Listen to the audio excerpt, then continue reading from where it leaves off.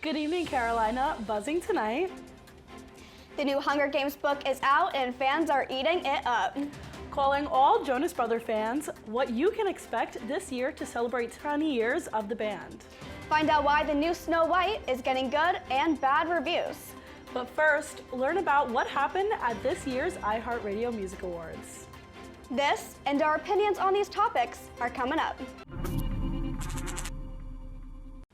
Welcome back to The Buzz. I'm Anna Machado. And I'm Raquel Negrón.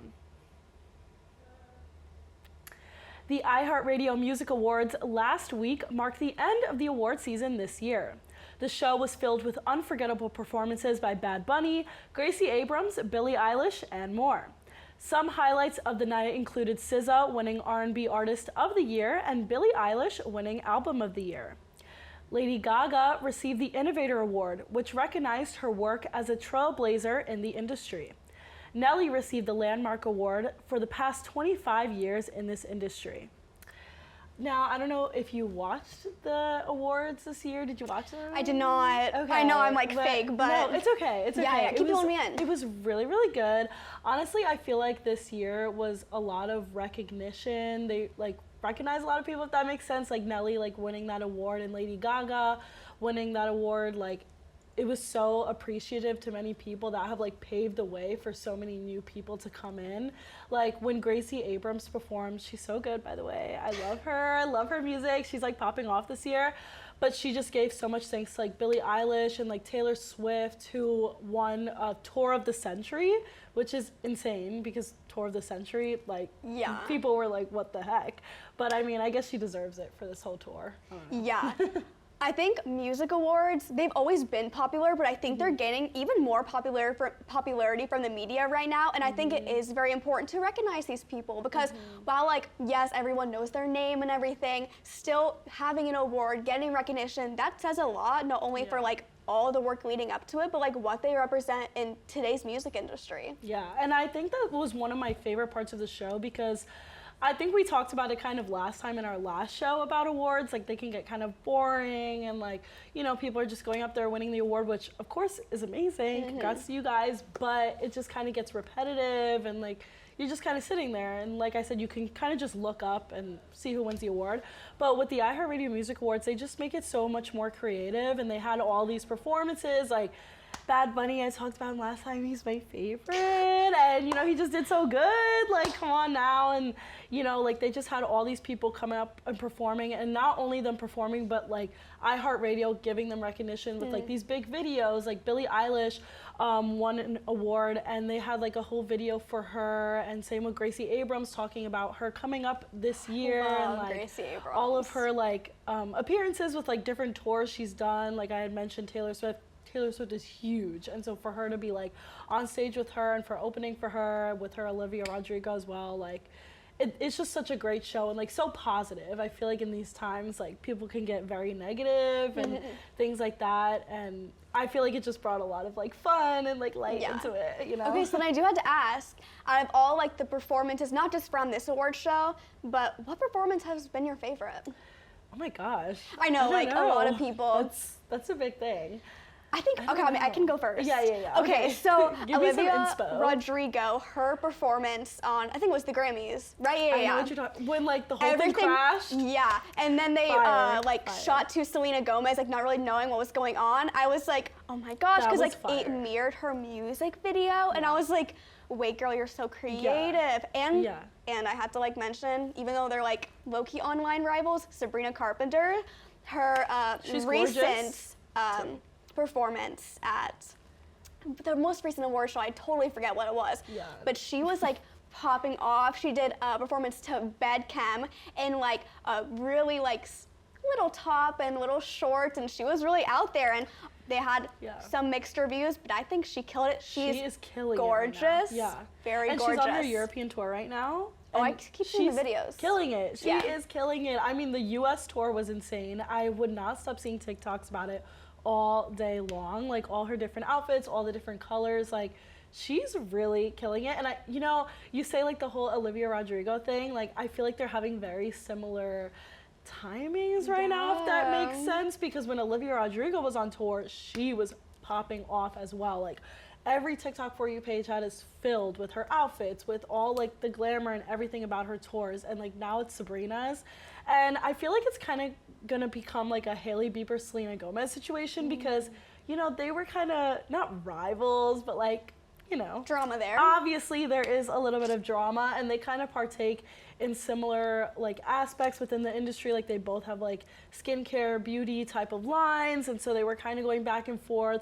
And then that picture came out of them. I don't know what award show it was. Yes, I know exactly like what you're talking about. You know, standing next to each other, and everybody was like, "Okay, period." Yeah. Like now they're like kind of friends, and so not friends, but you know, good with each other. They're cool. So I feel like that's what's gonna happen kind of with Sabrina and Olivia because there was that whole boy drama with like Joshua Bassett and whatever, which was kind of crazy to me. I don't know. Let's say like Joshua Bassett. Yeah, we didn't need to fight over them guys. We did not need to fight over him. No, but I mean, no, beautiful voice. But we all have our own types, so.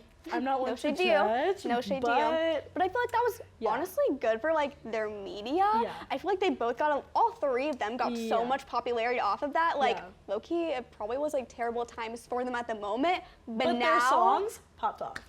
So guys, thank you to Joshua Bassett because you allowed them to, you know, come up with this creativity and go through it and give us these amazing little songs that we now all sing in the car. Sabrina Carpenter's like Because I Fell for a Boy or like whatever that song. Oh, all because I liked a boy. Yes. Fire, girl. Come on. On like my But now you're taking it on by yourself solo and you're doing amazing. These outfits are slaying. I'm loving every color. Yeah. I wish I could pull it off like you. But I mean, yeah, and she won an award at the iHeartRadio Awards too. I don't remember what she won. I don't know if that's bad, but I don't remember. It's okay. But she's been winning a lot of things recently. Yeah, she has. Yeah. And good for her. Like, she deserves it. She's like. Disney is giving a fresh take on a classic fairy tale. The live-action Snow White premiered on March 21st. This highly anticipated remake promises to reimagine the beloved story, bringing new depths to its iconic characters. Fans have been buzzing ever since the first trailer dropped, showing a modern twist on the fairy tale magic we all grew up with. Playing the lead role is Rachel Zegler, known for her stunning performance in West Side Story. Gal Gadot steps into the role of the evil queen, adding her signature flair to this iconic villain. But the film hasn't been without controversy. Rachel Zegler has faced backlash from some of her fans for her comments on the original 1937 Snow White movie. Critics accused her of dismissing the classic fairy tale. Despite this, Disney promises this version will bring more empowerment and a contemporary message while still honoring the story's classic roots. All right, so I'm going to give you my opinion a little bit. So whenever I saw Rachel Zegler doing these interviews about Snow White, I too was like, okay, low-key, like her PR training is like kind of bad, and I didn't like her. But then whenever I saw her other work, like in West Side Story, like in Ballads of the Songbirds and Snakes for Hunger Games, I loved her, and her PR was so great there. So I don't really know what happened, but I still think I'm pretty excited to see Snow White. I am too. I love Disney. I'm a big Disney fan. The only problem is with Rachel Zegler. I mean, no shade, no tea, because I don't know you girls, so I don't know. But I've just been hearing a lot of controversy with her as well. I just hear like a lot of behind the scenes stuff, which I mean, we hear about everybody. There's a lot of things being said about everyone. But I don't know, I feel like I've been hearing it a lot about her lately. And with West Side Story and all her, I feel like everything she has done in the past has been so amazing. Like you said, West Side Story, I grew up on West Side Story. Like I grew up with that movie. My family played it all the time in our house. And so when I watched the remake, oh my God, I loved it. I thought she killed the role and it was so, so good. And I know she's in this new Broadway show as well, Romeo and Juliet, I think. Yes. So, and I've heard she's killing that as well. So good for her. But the comments she's making about the original Snow White, I feel the same type of way as you. Just because I feel like, one, it was made in what, 1937? 37, yeah. So obviously it is not going to be what some women would like today or what anybody would like today. But again, it was made back then, so. But I've also seen some people being saved or being feminine or like being wanted, like that. That's not an issue. It's not a bad thing. It's not an issue. You know what I mean? 100%. But I also like wonder if that's kind of what Disney's like, what they were promoting it as, because I saw Disney promo it as that first. Right. So I wonder if that's kind of what she was told to do it, and then she kind of maybe took it too far. Yeah. Because all of her other PR has been phenomenal. Right. Like her talking about West Side Story and everything, like she did great. She killed it. So I just don't really know what happened there. Yeah, and also like with the trailers, or I didn't see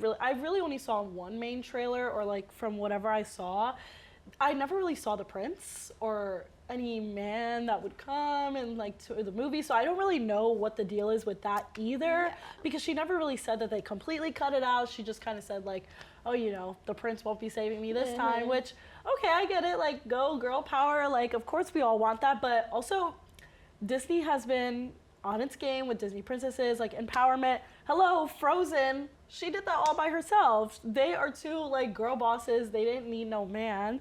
So the fact that she's kind of just, she was kind of implying it as like if Disney isn't doing enough for women. In my opinion, that's kind of what I saw it as. So I feel like what you said, she kind of took it a step too far, and it was kind of just like, all right, girl, like Disney is not, you know, trying to like take over your power. Right. I think it's a casting thing too. But wait, have you heard about the new Lilo and Stitch live action? Yes. Have you seen the little girl that got Oh my gosh, casted? she's adorable. She is like She's adorable. And she's perfectly PR trained. She's Oh a my really good gosh. PR trained, Yeah. but she's like enthusiastic and she's like talking to the camera and she's like all over it, and she like is very trained in like hula dancing and everything like she is. And she looks just like the girl. Perfect. Can we mention that? Exactly. I was like watching that and I was like, oh my gosh, she looks Yeah. exactly like her. Disney, you're doing it right. You are That's doing how you great, do it. Disney. Yep. We love you. Don't worry. Don't worry. You're doing great. You made a comeback. Yeah. Yeah. 100%. Don't leave just yet. We will be back with some national entertainment news right after this. The 20th anniversary of a popular boy band, the Jonas Brothers, is being celebrated this year. The celebration kicked off this past Sunday at the American Dream Mall in New Jersey, the brothers' home state. The event, called Jonas Con, was just the start of the memories for the band and for fans. Fans could purchase tickets for 3 main stages across the mall, all having VIP sections.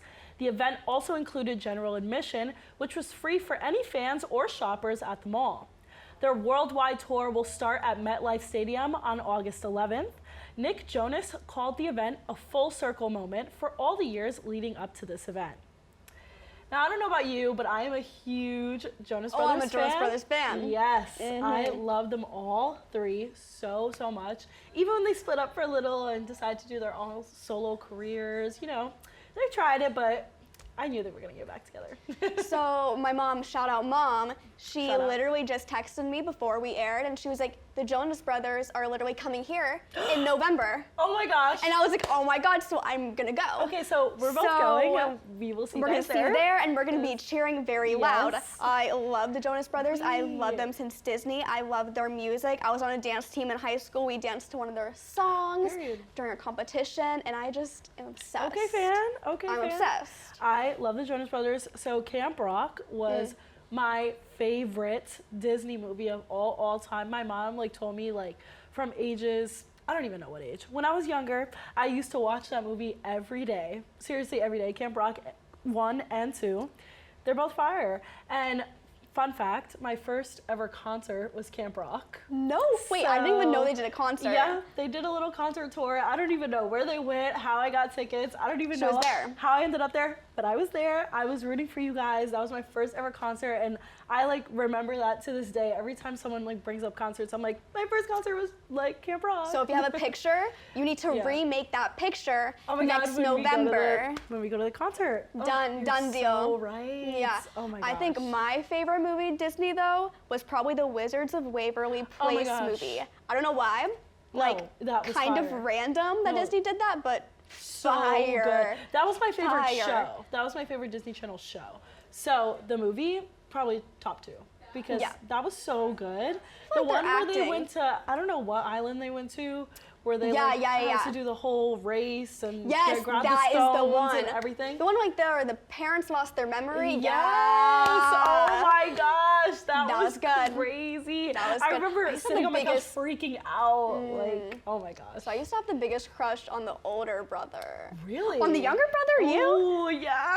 Wait, no. Yes. Like why? He was like stupid. No. Like the older one was like nerdy and like knew what he was doing. Maybe that just like shows our types, but like I don't know. I think it might show our types, and unfortunately, sometimes that's just how it is. My biggest Disney crush, though, or maybe it was, no, it was Disney, like XD or like whatever, on Lab Rats, Chase. Yeah, I knew it. Oh my gosh. Nerdy. Fine. Beautiful they man. Had beautiful men on these shows. What's going on? And all of a sudden they went away.